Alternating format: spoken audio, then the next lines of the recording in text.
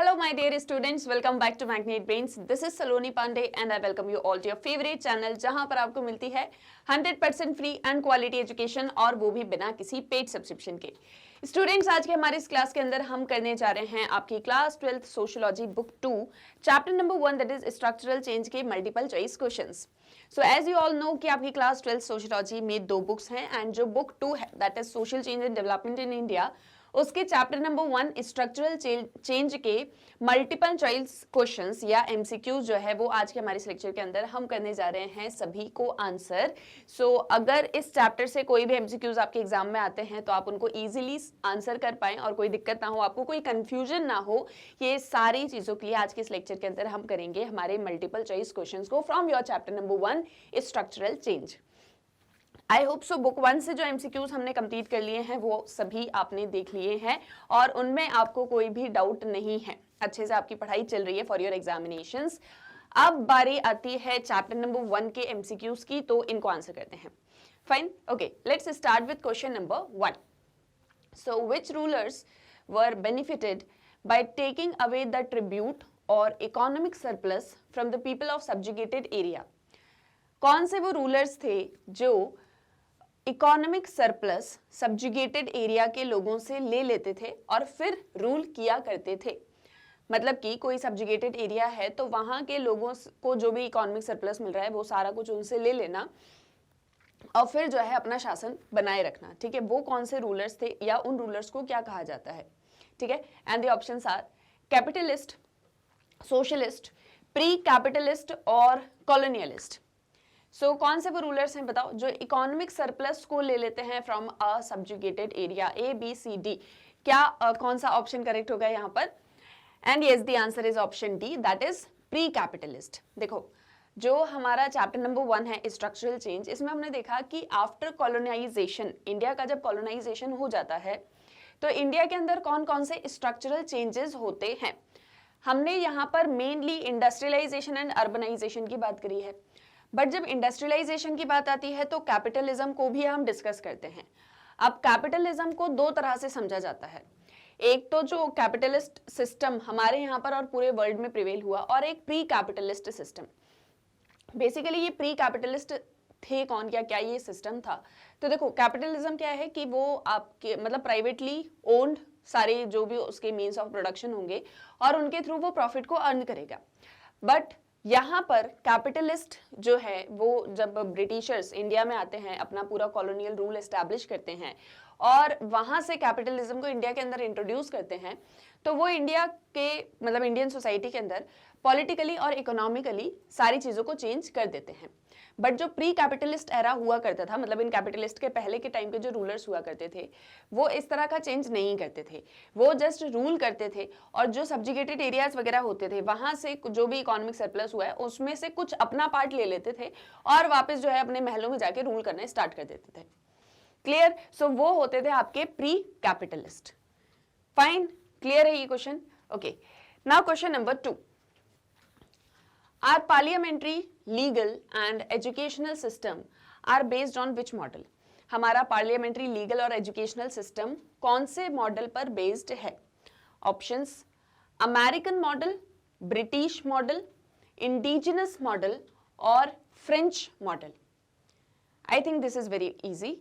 Yes, the answer is option B, that is British model. हमारे यहाँ पर जो भी आज के टाइम में हम पार्लियामेंट्री सिस्टम देखते हैं, जो पूरा एक लीगल सिनेरियो है, जिस तरह से हमारे यहाँ एजुकेशन सिस्टम है, ये सारी चीजें ब्रिटिश मॉडल पर ही बेस्ड हैं। और ब्रिटिशर्स का इन्फ्लुएंस इतना ज्यादा क्यों है? Just because we were the colony of Britishers. Fine, okay. Now question number 3 is Which of the following statements are incorrect about National Planning Committee? इनमें से कौन से स्टेटमेंट है जो कि नेशनल प्लानिंग कमेटी को लेके इनकरेक्ट है? Options: The committee was constituted in 1938. Option B, there were 28 sub-committees divided into 8 groups. Option C, it was constituted under the chairmanship of Jawaharlal Nehru. And option D, it major areas focused on agriculture, industry, finance, social services and education. क्या होगा इसमें correct answer? कौन सा statement in चारों में से incorrect है about national planning committee? It's A, B, C और डी।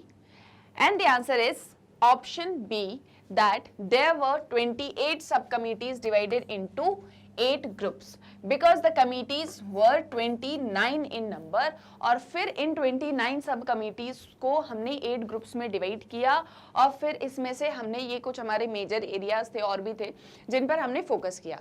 चेयरमैनशिप जवाहरलाल नेहरू की थी, केटी शाह जनरल एडिटर थे और कमेटी जो है वो 1938 में कॉन्स्टिट्यूट होती है। Clear? Okay, let's move on to next question, that is question number 4. M.S.A. Rao explained how many types of impact on villages by urbanization in India. M.S.A. Rao कितने तरह के इम्पैक्ट बताते हैं कि जब अर्बनाइजेशन होगा तो विलेजेस पर इम्पैक्ट पड़ेगा। तो कितने तरह के इम्पैक्ट उन्होंने बताए थे? ऑप्शन 1, 3, 4 और 5 and yes it is option B, that is 3। देखो, M.S.A. राव ने 3 तरह के इम्पैक्ट बताए थे जो कि विलेजेस पर होंगे जब अर्बनाइजेशन होगा। उनका कहना ये था कि जैसे मान लो ये कोई विलेज है, अब अर्बनाइजेशन हो रहा है, तो अर्बनाइजेशन में सबसे पहली चीज तो ये होगी कि जैसे ये कोई रूरल एरिया है और ये कोई अर्बन एरिया है, सबसे पहली चीज माइग्रेशन होने लगेगी। दूसरी चीज, जैसे मान लो यहाँ पे कोई पास में इंडस्ट्री वगैरह जो है वो सेटअप कर दी जाती है गांव के पास में, तो जो आस पास के गांव के लोग होंगे वो भी यहाँ पर आकर रहना स्टार्ट कर देंगे। ठीक है। और तीसरी चीज उन्होंने कही थी कि जब मेट्रोपॉलिटन एरियाज वगैरह बनते हैं तो उसके आसपास के जितने भी विलेजेस होते हैं वो सारे के सारे उसी में सबमर्ज्ड हो जाते हैं। क्लियर? तो ऐसे करके उन्होंने कुछ इम्पैक्ट्स बताए थे जो कि अर्बनाइजेशन की वजह से विलेजेस पर होने वाले हैं। सो कितने impacts? 3 impacts. Fine, okay.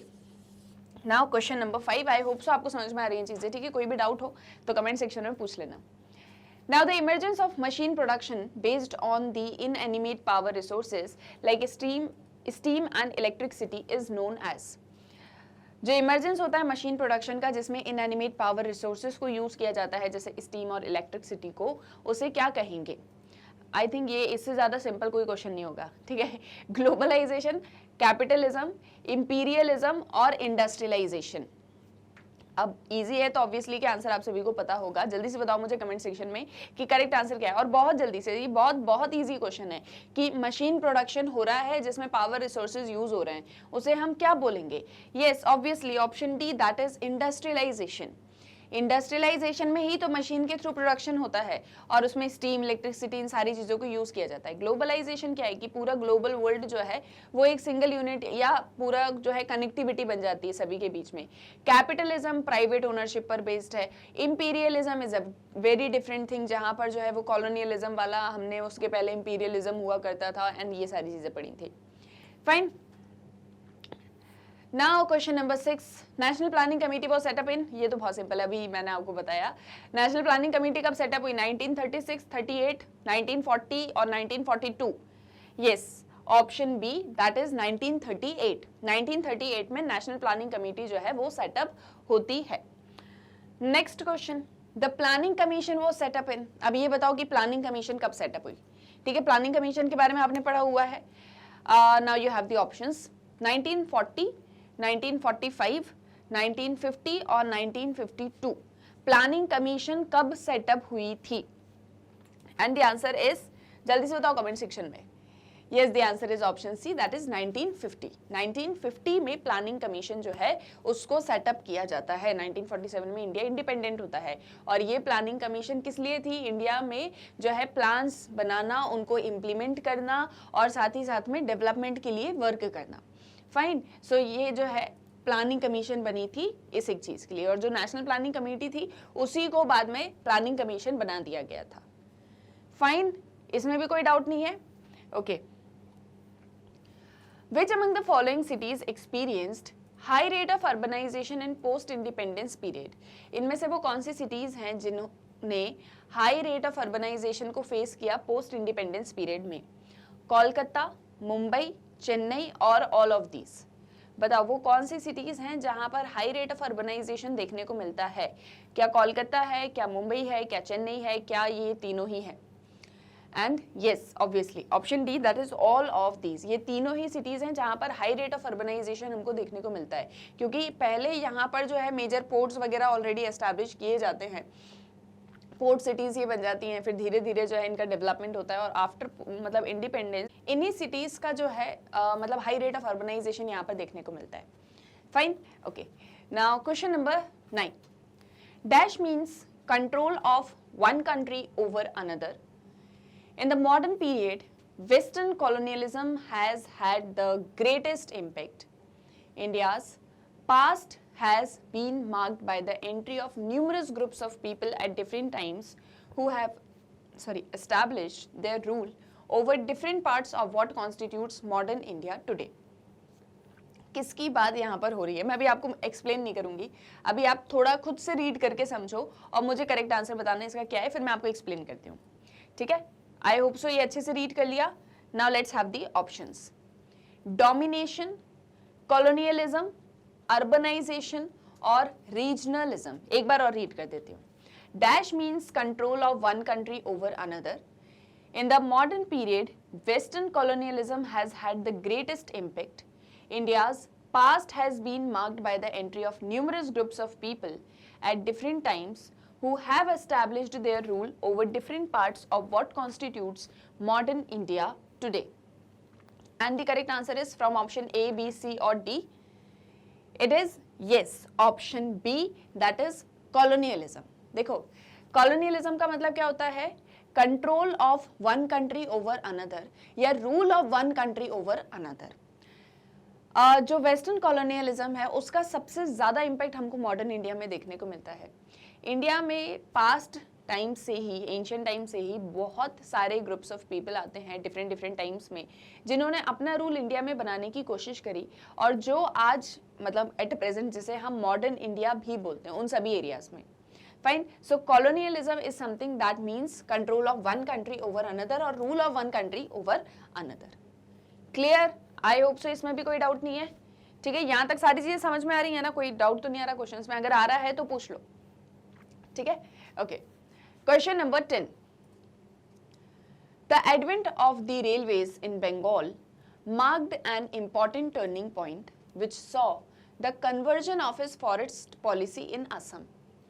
Dash refers to the non-interference of government in the working of the free market.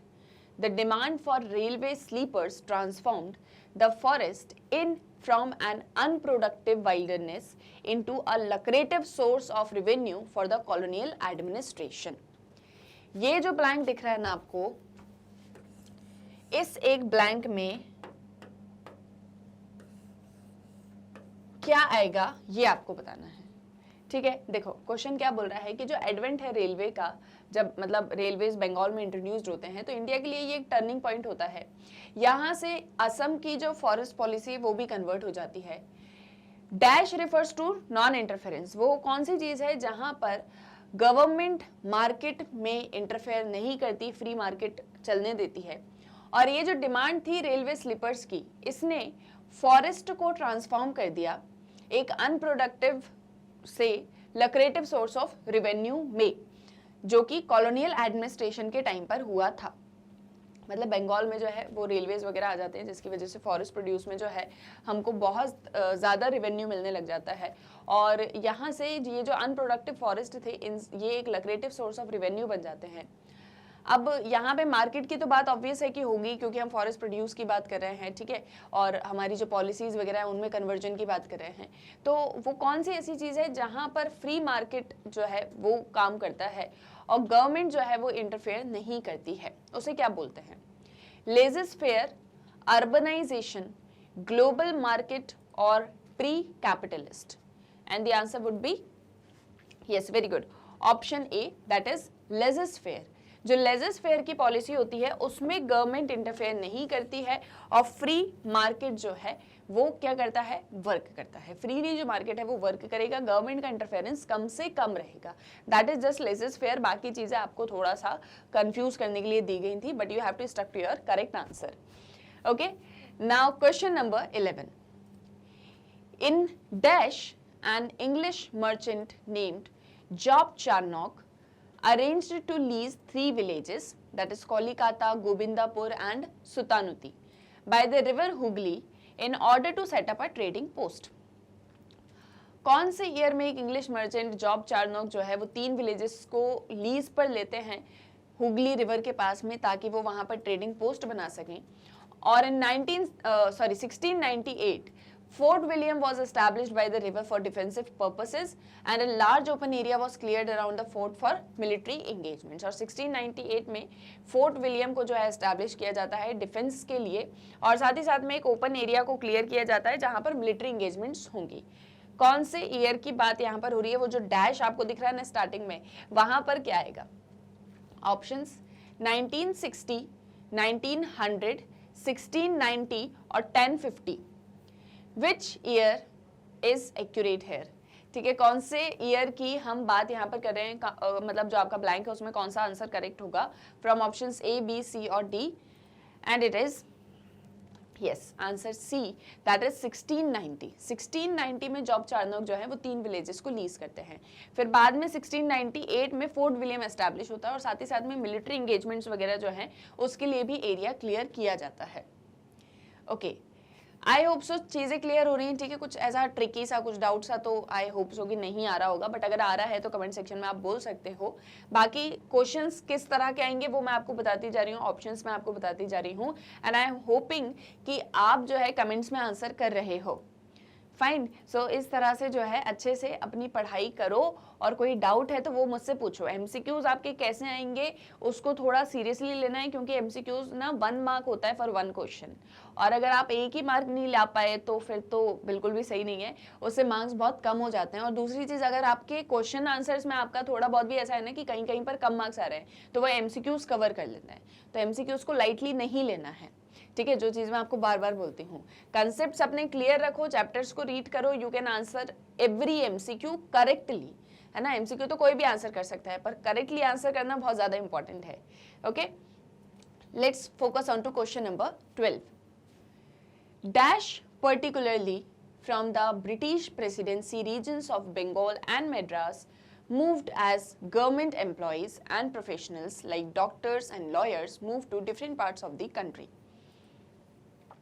किसकी बात यहाँ पर हो रही है? जो कि British presidency regions of Bengal और मद्रास से गवर्नमेंट एम्प्लॉयज और प्रोफेशनल्स बन के, जैसे डॉक्टर, लॉयर, कंट्री के डिफरेंट पार्ट्स में मूव कर जाते हैं। किसकी बात यहाँ पर हो रही है?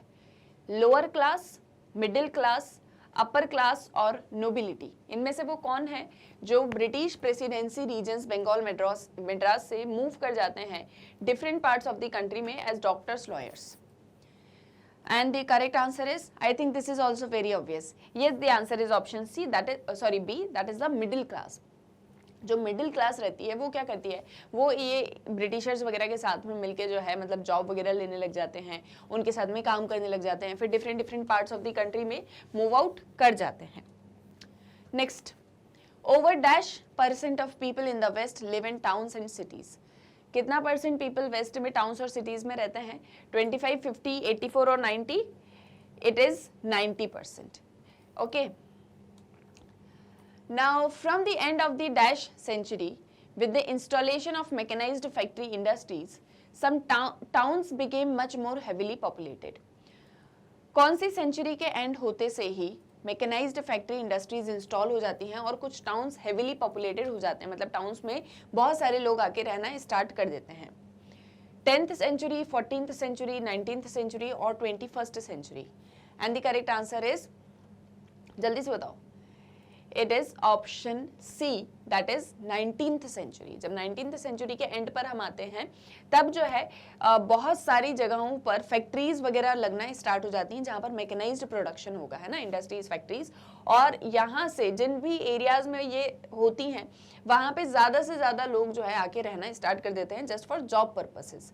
जैसे कि अभी हमने MS राव के बारे में पढ़ा कि कितने विलेजेस को अफेक्ट, मतलब किस तरह से विलेजेस को इम्पेक्ट पड़ेगा अर्बनाइजेशन से। तो एक उन्होंने ये भी बताया ना कि अगर इंडस्ट्री वगैरह आसपास में लग जाती है तो विलेजेस हेविली पॉपुलेटेड हो जाएंगे। लेकिन यहाँ पर हम टाउन्स की बात करें कि टाउन्स में भी पॉपुलेशन जो है वो बहुत ज्यादा हो जाती है। जैसे एग्जाम्पल ले लो आप, दिल्ली ले लो, यूपी ले लो, महाराष्ट्र ले लो, है ना। यहाँ पे बहुत सारे बाहर के लोग हैं जो आके रह रहे हैं जॉब पर्पस से। Fine, next question number 15। Dash was planned and redeveloped so that by 1900 over 3/4 of India's raw cotton were shipped through the city. इनमें से वो कौन सी सिटी है जिसको प्लान किया गया, फिर रीडेवलप भी किया गया ताकि 1900 तक 3/4 इंडिया का रॉ कॉटन यहाँ से शिप किया जा सके? बॉम्बे, कलकत्ता, दिल्ली और मद्रास। इसका आंसर आप दे सकते हो अगर आपको ये पता है कि एट प्रेजेंट सबसे ज्यादा कॉटन प्रोडक्शन कहाँ पर होता है। जल्दी से बताओ इन चारों में से करेक्ट आंसर क्या होगा? 3/4 of India's raw cotton shipped through the city. The answer here is option A, that is Bombay. देखो बॉम्बे पहले बोला जाता था, आज हम मुंबई बोलते हैं, and Maharashtra is the state जहां पर सबसे ज्यादा कॉटन प्रोडक्शन होता है। फाइन, सो इसीलिए जो बॉम्बे है उसको हम बनाना चाहते थे एक ऐसी सिटी जहां से 3/4 इंडिया का रॉ कॉटन शिप किया जा सके। So the correct answer is option A, that is Bombay. Fine, यहां तक भी आई होप सो कोई डाउट नहीं होगा और चीजें क्लियर हैं। Okay, now question number 16। In 1698, Dash was established by the river for defensive purposes and a large open area was cleared around the fort for military engagements. 1698 में क्या एस्टैब्लिश किया जाता है? एक रिवर के पास में डिफेंसिव पर्पसेस के लिए, और साथ ही साथ में एक बहुत ही बड़ा ओपन एरिया को क्लियर कर दिया जाता है जिससे वहां पर मिलिट्री एंगेजमेंट्स की जा सकती हैं। And the options are Fort Saint Peter's, Fort William, Fort Dundee और नन ऑफ दीज। क्या होगा करेक्ट आंसर इन चारों में से? जल्दी से कमेंट सेक्शन में बताना आपको ए, बी, सी और डी 16 क्वेश्चन का करेक्ट आंसर क्या है। It is option B, that is Fort William, क्योंकि अभी हमने थोड़ी देर पहले ये चीज पढ़ी थी कि जो है 1690 में जॉब चारनोक जो है वो 3 विलेजेस को लीज करते हैं, और 1698 में हम देखते हैं कि फोर्ट विलियम जो है वो डिफेंसिव पर्पसेस के लिए एस्टैब्लिश हो जाता है, और फिर बाद में एक ओपन एरिया को क्लियर किया जाता है ताकि वहां पर मिलिट्री एंगेजमेंट्स हो सके। तो ये एक ट्विस्टेड फॉर्म ऑफ क्वेश्चन है, आपको पता होना चाहिए कि क्वेश्चन किन किन तरह से आ सकते हैं। Okay, question number 17। The Dash movement strengthened the loyalty to the national economy. कौन सी मूवमेंट थी जिसने नेशनल इकोनॉमी के लिए लॉयल्टी को और ज्यादा बढ़ा दिया? Quit India, Swadeshi, non cooperation और none of these. This is also very obvious. Quit India, Swadeshi, non cooperation, none of these. कौन सी मूवमेंट है जिसने और ज्यादा नेशनल इकोनॉमी के लिए लॉयल्टी दिखाई? And the answer is option B, that is swadeshi. जब से ये चीजें आने लगी थी ना कि हम अपने देश के प्रोडक्ट्स को ही खरीदेंगे, उन्हें ही यूज करेंगे, बाहरी चीजों को पूरी तरह से बॉयकॉट कर देंगे, लाइक फॉर एग्जांपल मैनचेस्टर से, है ना। तो ये स्वदेशी मूवमेंट थी जिसने और ज्यादा अपनी नेशनल इकोनॉमी के लिए लॉयल्टी दिखाई, जिससे जो हमारे यहाँ पर जो भी लोग ट्रेड वगैरह किया करते थे या बिजनेस वगैरह में थे, उन सबको भी बेनिफिट होता, इंडियंस को। Fine, okay. Question number 18। The National Planning Committee, started by Indian National Congress, was started in the year 1919, 1924, 1939 or 1946. Its correct answer is option C, that is 1938. तो जो नेशनल प्लानिंग कमेटी, वो यहाँ पे थोड़ा misprint हुआ है, ठीक है। नेशनल प्लानिंग कमेटी को किसने स्टार्ट किया था? इंडियन नेशनल कांग्रेस ने। और ये कब स्टार्ट हुई थी? अभी हमने थोड़ी देर पहले भी इसको डिस्कस किया था। It is option C, that is 1938। Fine, now you have question number 19। So the decimal growth rate of urban population in 1951 was. 1951 में जो ग्रोथ रेट है पॉपुलेशन का वो कैसा रहा? 41.42%, 96.54%, 27.23% और 76.57%। जल्दी से बताओ 1951 को रिकॉल करो, ठीक है, और बताओ कि डेसिमल ग्रोथ रेट जो है अर्बन पॉपुलेशन का 1951 में क्या था? 41.42%। ये डेटा है, ये वो फैक्चुअल चीजें हैं जो आपको डायरेक्टली आपकी बुक में दी हुई हैं। अगर आप रीड करोगे तो ही आप इन चीजों का आंसर कर पाओगे, अगर आप रीड नहीं करोगे तो ये चीजें आपको एकदम बाउंस कर जाएंगी जब आपके सामने होंगी। तो मैं बार बार आपको वही चीज बोल रही हूँ कि हम लोग जनरली एमसीक्यूज की तरफ ध्यान देते ही नहीं है। हम बस ये देखते हैं कि हमारे एग्जाम का पैटर्न क्या है। अच्छा, एग्जाम के पैटर्न में ए, बी, सी, डी 4 सेक्शंस हैं, ठीक है। ये तीनों सब्जेक्टिव हैं, हमने ये देख लिया। तो चलो सब्जेक्टिव की प्रिपरेशन करना स्टार्ट करते हैं। ए सेक्शन को हम भूल जाते हैं जहां पर हमारे 20 एमसीक्यूज आने वाले होते हैं, है ना। एग्जाम्पल जहां पर हमारे 20 एमसीक्यूज आने वाले होते हैं। अगर ये 20 एमसीक्यूज हमने कर लिए तो आउट ऑफ फॉर एग्जांपल 80 हमारे 20 मार्क्स तो पूरी तरह से सिक्योर है ना। अब इनको हमको जो है अच्छे से पढ़ना है। अगेन आई एम सेइंग कि जैसे मैं दो चीज जो आपको हमेशा बोलती हूँ, एक कंसेप्ट और दूसरा चैप्टर। अगर आपके कंसेप्ट पूरे क्लियर हैं, चैप्टर में जो भी सारी चीजें दी गई हैं वो सब कुछ आपको बहुत अच्छे से आता है, तो आप इन क्वेश्चंस को आंसर कर सकते हो। पहली चीज, बहुत बार कंसेप्ट्स क्लियर होने के बाद भी हमको ये नहीं पता होता कि हम क्वेश्चन के आंसर में लिखें क्या, है ना। हमको ये तो पता होता है कि फॉर एग्जांपल मान लो पूछ लिया इंडस्ट्रियलाइजेशन के बारे में, तो पता तो सब कुछ है, पर इंडस्ट्रियलाइजेशन को लिखें कैसे ये नहीं समझ में आता। ये चीज कब आएगी, जब आप प्रैक्टिस करोगे। और आपको पॉइंट्स कब मिलेंगे आंसर में लिखने के लिए, जब आप चैप्टर्स को रीड करोगे। आप जैसे चैप्टर्स को रीड करते हो तो वैसे वैसे आपको बहुत सारी चीजें जानने को मिलती हैं जो शायद आपने स्किप कर दी थी, या जो आपको पता तो थी पर आपको ये नहीं पता था कि इसको मैं लिखूं कैसे, है ना। तो ऐसे सिचुएशंस में हम चैप्टर्स जब रीड करते हैं तो बहुत सारा डेटा, बहुत सारे फैक्ट्स हमारे पास में आ जाते हैं जिन्हें हम अपने आंसर के अंदर लिख सकते हैं, जिससे हमें ज्यादा मार्क्स भी मिल सकते हैं। क्लियर। तो इसीलिए कंसेप्ट्स अपने क्लियर रखो और चैप्टर जरूर रीड करो। और इन दोनों के बीच में जब आप चैप्टर को रीड कर लेते हो, कंसेप्ट्स आपके क्लियर हो जाते हैं, तो आपके एमसीक्यूज ऑटोमेटिकली कंप्लीट होंगे। But only one thing that is required is short notes. पढ़ रहे हो तो शॉर्ट नोट्स बनाते चलो, ठीक है, और उन्हीं शॉर्ट नोट्स को एग्जाम टाइम में रिवाइज कर लो। यू विल सी कि आप कितने अच्छे मार्क्स जो है बहुत ही स्मूथली स्कोर कर पाए हो, क्योंकि आपको सारी चीजें आती थी। वरना हमारा टाइम जाता है रिवीजन करने में, ये करने में, वो करने में। तो बेटर है कि पहले से ही सारा कुछ हम अपना कंप्लीट करके रखें। क्लियर। कोई डाउट तो नहीं आ रहा इन चीजों में, ठीक है, समझ में आ रही हैं चीजें। कोई पढ़ने में भी कोई दिक्कत आ रही है तो you can ask me in the comment section. I hope सो ये सारी चीजें क्लियर हुई। जितने क्वेश्चंस को हमने यहाँ पर देखा आपको वो क्वेश्चंस भी सारे क्लियर हुए और कोई डाउट भी नहीं होगा।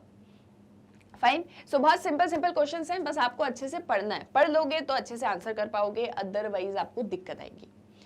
क्लियर। सो अब हम मिलेंगे नेक्स्ट लेक्चर में और भी क्वेश्चंस को लेके। आप बस अच्छे से जो है अपनी पढ़ाई वगैरह करो, और कोई भी डाउट आता है तो हमसे पूछो कमेंट सेक्शन में, हम आपके लिए पूरे टाइम अवेलेबल होते हैं। फाइन। सो बस जाते जाते एक और छोटी सी इन्फॉर्मेशन कि कैसे आप मैग्नेट ब्रेन्स की वेबसाइट को एक्सेस कर सकते हो। As you all know, daily lectures आपको मैग्नेट ब्रेन्स की यूट्यूब चैनल पर मिलते हैं, और साथ ही साथ में मैग्नेट ब्रेन्स की ऐप है, आप उसे भी प्ले स्टोर से डाउनलोड कर सकते हो। इसके अलावा जो मैग्नेट ब्रेन्स की वेबसाइट है दैट इज www.magnetbrains.com, ये गूगल पर बहुत इजीली आप एक्सेस कर सकते हो। जैसे ही इसको एंटर करोगे आपके सामने हमारे सारे टॉप कोर्सेज, हमारे टॉपर्स, और साथ ही साथ में high quality education with best teachers open हो जाएगा। तो जो भी कोर्सेज आपको पढ़ने हैं जस्ट क्लिक ऑन इट, जो भी क्लास आपको पढ़नी है उस पर क्लिक करना, फिर सारे सब्जेक्ट्स आ जाएंगे। स्क्रॉल करोगे बहुत सारे सब्जेक्ट्स देखने को मिलेंगे, सभी के नीचे वॉच नाउ है, तो जो भी सब्जेक्ट पढ़ना है वॉच नाउ पे क्लिक किया, फिर सब्जेक्ट से रिलेटेड सारे चैप्टर्स आ गए, फिर चैप्टर पे क्लिक किया तो सारे सब टॉपिक्स आ गए, फिर सब टॉपिक्स के आगे वॉच नाउ लिखा हुआ है। फाइन। तो इस तरह से आप वॉच नाउ पर क्लिक करते ही सारे लेक्चर्स को एक्सेस कर सकते हो, और वो भी बहुत ही इजीली। और सबसे अच्छी बात यह है कि हम आपसे कोई पेमेंट, कोई पेड सब्सक्रिप्शन और ना ही कोई कूपन आपको बेचेंगे। Everything is just free of cost with quality and best of the teachers. तो अपने फ्रेंड्स और रिलेटिव्स को भी मैग्नेट ब्रेन्स के बारे में बताओ, ताकि वो भी इस 100% फ्री एंड क्वालिटी एजुकेशन का बेनिफिट ले सके। साथ ही साथ magnet brains Instagram, Facebook, Twitter सभी पर अवेलेबल है, तो वहां भी आप इसको एक्सेस कर सकते हो। एंड बिसाइड्स, आपको वेबसाइट पर ही आप राइट हैंड साइड में टॉप पर देखोगे तो रेड कलर का एक आइकन मिलेगा, जहां से आप मैग्नेट ब्रेन्स के नोट्स को भी एक्सेस कर सकते हो। नोट्स का लिंक आपको इस वीडियो के डिस्क्रिप्शन में भी मिल जाएगा, और साथ ही साथ में आपको लिंक मिल जाएगा जो कि हमारे किंडरगार्टन से लेके क्लास 12 तक के स्टूडेंट्स के लिए है, about magnet brains books and e books. ये बुक्स एंड ई बुक्स में आपको डिफरेंट कैटेगरीज मिल जाएंगी, like sample question papers books, MCQ books, theory books and many more. तो अगर आपको भी ये बुक्स चाहिए हैं जिनमें है हाई क्वालिटी कंटेंट, तो जस्ट डिस्क्रिप्शन में जाओ, एक फॉर्म फिल करो और हमारी टीम आपसे कॉन्टेक्ट करेगी। So everything, each and everything is available on magnet brains. आप बस अपनी अच्छे से पढ़ाई करते रहो और मैग्नेट ब्रेन्स हमेशा आपके साथ है। So for more updates stay tuned with magnet brains. और वीडियो पसंद आया है तो जल्दी से कर दो लाइक, शेयर एंड सब्सक्राइब। हम मिलेंगे हमारे नेक्स्ट वीडियो लेक्चर में। Thank you very much.